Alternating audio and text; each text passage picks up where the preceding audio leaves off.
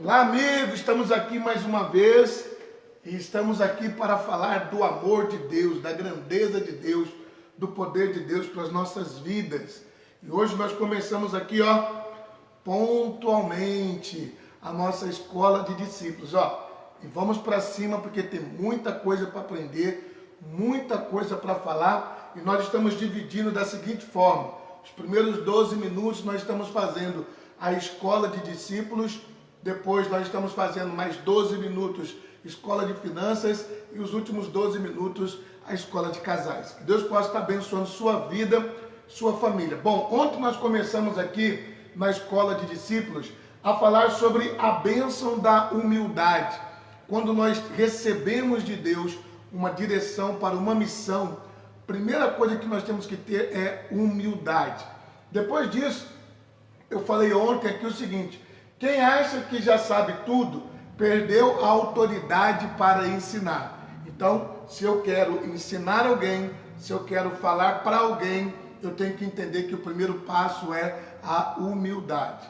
Depois nós vimos o seguinte, que o elemento essencial do discipulado é o coração de quem está envolvido. E aí eu estava explicando ontem que essa aula, ela pode ser ruim ou pode ser boa, vai depender do seu coração. Se o seu coração falar assim, não, eu tenho muita coisa a aprender, certamente uma palavra que eu falar, um ensinamento que eu der, vai lhe ajudar. E eu também, lá de cá, eu tenho que entender que eu tenho muita coisa para aprender, até com vocês. Inclusive, quando vocês comentam, deixam lá os seus comentários, e depois eu vou ler, muita coisa eu aprendo.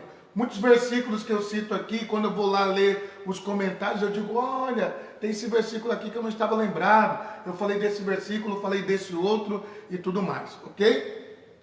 Outra coisa interessante, amar uma pessoa não significa necessariamente amar as suas escolhas. Então, eu posso amar a pessoa, mas não amar as suas escolhas, as suas decisões ou as suas atitudes. O amor se prende em querer bem, mas é livre para reprovar. Então, ainda que eu queira bem a sua pessoa, ainda que você me queira bem, mas o que tem que prevalecer é o princípio. Se estiver certo, aplauso. Se estiver errado, tem que ter a reprovação. Não podemos aprovar aquilo que é errado. E aí, diante disso, a gente começou a trabalhar algumas coisas. Por exemplo, não vou me conformar com aquilo que eu sou, mas vou em busca daquilo que ainda não sou. Cada dia você pode ser uma versão melhor de sua pessoa. Cada dia você pode mudar mais, transformar-se mais. Cada dia você pode subir um degrau. E isso pode acontecer com a sua inteligência em atividade. Se você parar e analisar o seguinte: se eu continuar fazendo as mesmas coisas, eu vou ter os mesmos resultados. Então eu tenho que mudar para que eu tenha outros resultados. Lembrando que essa escola de discípulos, esses primeiros 12 minutos, eu falo muito da sua relação com Deus. Ok? Sem paternidade, o que resta é desequilíbrio. Falei bastante ontem isso, né?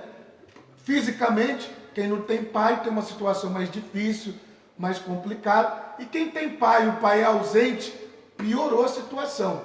Mas também nós temos mães que são super heroínas, que faz o papel do pai e da mãe. Lógico que não é a mesma coisa, mas ela luta, ela batalha, dá educação, deixa de comer para que seus filhos comam, deixa de se vestir para que seus filhos se vistam, enfim. A paternidade, ela cria um equilíbrio.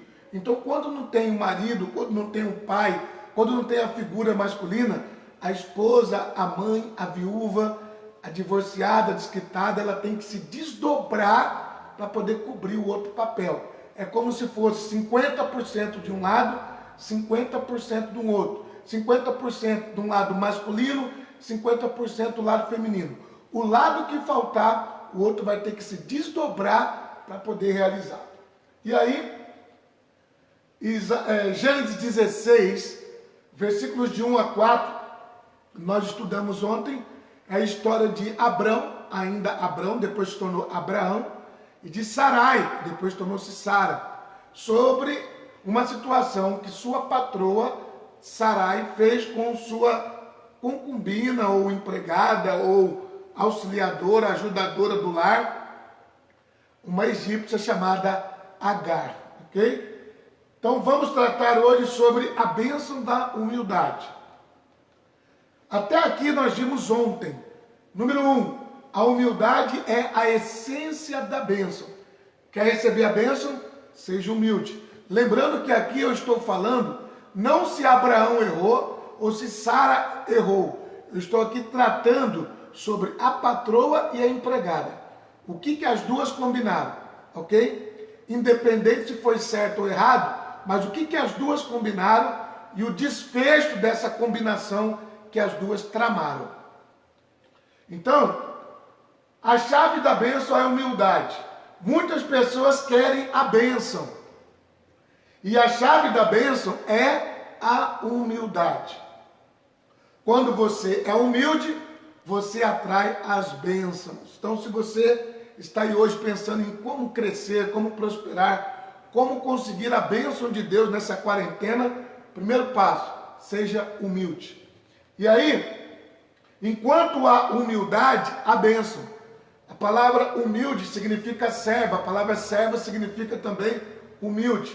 Então podemos dizer o seguinte, a humilde chamada Agar, ou seja, a serva chamada Agar. A característica da amizade das duas era a humildade.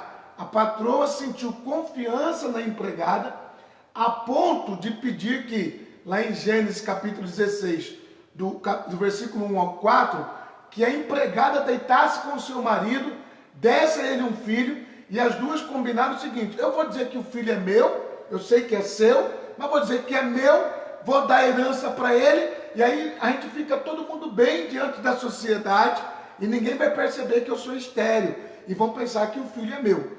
No começo, a Agar concordou, depois teve problemas. Então, Agar era a pessoa mais próxima de Sarai. Então nós explicamos ontem que um dos nossos grandes problemas é confiar demais em pessoas que merecem confiança de menos. É entregar nossa vida na mão de uma pessoa que não sabemos se ela quer o nosso bem ou se ela quer o nosso mal. Na verdade, quer conhecer alguém, dê poder para essa pessoa, né? Nós estamos vivendo dias, nessa quarentena, por exemplo, a briga do ministro da Saúde, que é o Luiz Henrique Mandetta, com o nosso presidente da República, Jair Messias Bolsonaro. Eu não quero saber quem está certo ou quem está errado, não interessa. Se é o Jair Bolsonaro que está certo, se é o Mandetta que está certo. O que tem que entender é o seguinte, quem chamou quem? Foi o Mandetta que chamou o Jair Bolsonaro para ser presidente da República, ou o presidente da República que chamou o Luiz Henrique Mandetta para ser ministro da Saúde?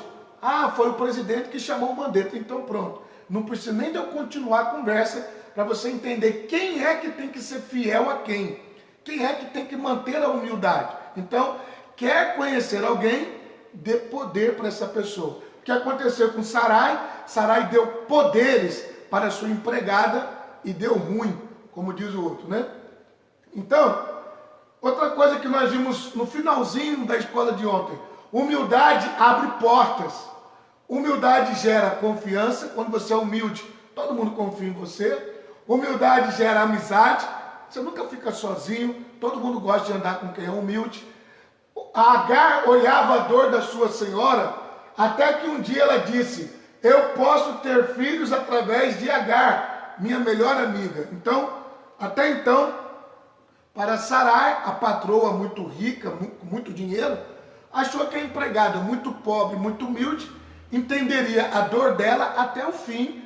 E esse pacto, esse acordo de que a empregada engravidasse e desse o filho para a patroa, ela pensou que esse acordo ia até o final. Só que não, ok? Então vamos lá. Matéria nova de hoje. Humildade é fértil. Nós vimos que Sarai tentou 10 anos engravidar e não conseguiu. enquanto a empregada, uma noite que se deitou com o patrão, na mesma noite engravidou. Então a humildade, a simplicidade, ela é fértil, ela gera, ela produz. Lembrando que nós não estamos tratando aqui quem está certo e quem está errado, mas sim do acordo que teve com a patroa e a empregada. Versículo 4, escreve aí para mim, coloca aí nos comentários no Facebook aí, Gênesis 16, 4. E se puder, deixa o texto todo, ok? Deixa o texto todo. Gênesis 16, 4. A Bíblia está dizendo que a Agar engravidou, a Agar concebeu, e aí começou o problema. Então, onde há humildade, há frutos. Agar, apesar de não estar entendendo nada, acabou engravidando. Onde há humildade, há oportunidades. Lembre-se, nós não estamos estudando quem está certo e quem está errado. Mas Agar agora ficaria tipo milionária, ficaria riquíssima, porque o seu filho seria adotado pela patroa e ela receberia toda a herança. Talvez você diga, mas Orlando, nenhuma mãe vai dar o filho. Pois é, mas ela combinou. Ela falou que daria. Por que ela fez isso? Porque ela ficou com compaixão, ela ficou, entre aspas, com pena, com dó. Coitadinha da minha patroa, o que eu posso fazer pela senhora? Não sei se estava de olho no marido da Sara, mas só sei que ela concordou em dar a criança. E depois ela não concordou mais, ok? Então, humildade é igual a frutificação mais bênção. Então, enquanto você é humilde, isso vai resultar para você em bênçãos. Humildade igual a frutificação, que é igual a bênçãos. Então, o que a gente pode entender aqui?